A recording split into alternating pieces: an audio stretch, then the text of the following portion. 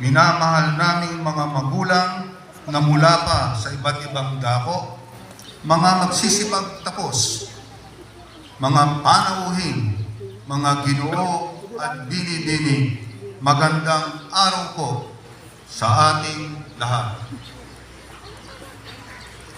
Isang hindi matatawarang karangalan at pribileyo ang ipakilala sa inyo ang ating panauhing pangdangal at tagapagsalita para sa ika-35 pagtatapos sa kalagitnaan ng panuruang taon ng Central Luzon State University. Ang ating tagapagsalita ay umukit ng kasaysayan bilang pangalawang babae at pangalawang abogadong naging tagapangulo ng Komisyon sa Wikang Pilipino nang italaga siya ni Pangulong Ferdinand Marcos Jr.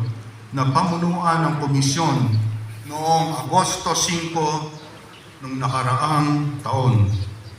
Hindi na siya baguhan sa komisyon sapagkat siya ay nagsilbi ng Direktor General kung saan pinangasiwaan niya ang pang-araw-araw na operasyon nito at nagpatupad ng mga atas ng kalupunan at lupang tagapagpaganap.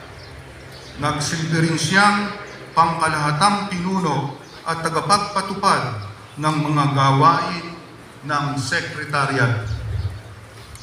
Bilang kasalukuyang tagapangulo ng Komisyon sa Wikang Pilipino, ipinakilala niya ang isang buwaran ng serbisyong pangwika na binubuo ng 5 haligi at may focus sa pagpapalaganap, pagpapaunlad, patuluyang pananaliksik at pagsagip ng mga wikang nanganganib ng mawala.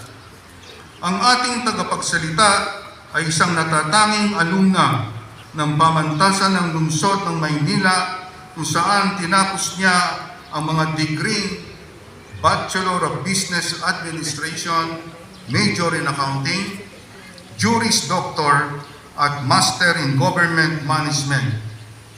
Bitbit ang masidhing pagmamahal sa pag-aaral, tinapos niya din ang degree Master of Laws bilang kauna-unahang graduate nito sa PLM.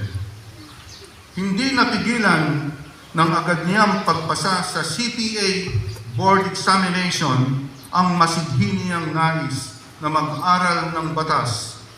Nagpunyagi siyang tapusin ang pag-aabogasya bilang scholar habang nagtatrabaho bilang auditor at kalaunan na ipinasa ang 1994 Bar Examination. Bilang pagkilala sa kanyang kahusayan, agad niyang kinuha ng City Legal Office ng Lungsod ng Maynila at itinalagang pamunuan ang paghawak ng mga mahalagang kaso ng lungsod, kabilang ang mahigit 100 kasong may kinalaman sa buwis at iba pang issue. Matagal din siyang nagsilbi bilang kauna-unahang University Legal Counsel ng PLN, kung saan siya rin ay naglingkod bilang University Secretary, Secretary of the Board of Regents at Vice President for Administration and Finance. Maraming sombrero ang suot ng ating tagapagsalita.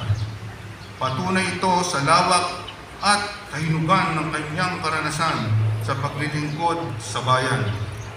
Bilang isang edukador, tanyag ang kanyang pangalan bilang profesor sa PLN, Universidad de Manila at Polytechnic University of the Philippines.